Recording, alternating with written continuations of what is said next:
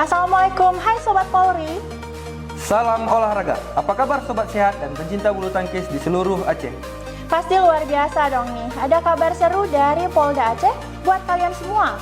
Buat yang hobi main badminton, waktunya unjuk bakat di ajang badminton Kapolda Aceh Cup tahun 2025. Yes, kegiatan ini terbuka untuk umum loh, jadi siapa saja bisa ikut. Dan bukan cuma soal menang atau kalah, tapi ini jadi ajang silaturahmi antar masyarakat dan Polri, khususnya Polda Aceh yang selalu hadir dan dekat dengan masyarakat.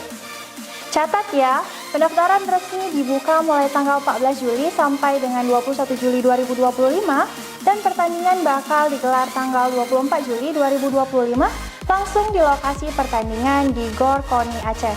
Jadi buruan daftar, ajak keluarga, sahabat, tetangga, atau komunitas bulu tangkis kamu.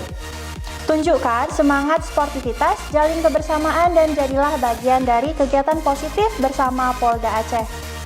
Mari kita sukseskan bersama Badminton Kapolda Aceh Cup 2025. Karena olahraga menyatukan dan Polri selalu hadir di tengah masyarakat. Salam sehat, Salam olahraga, salam presisi.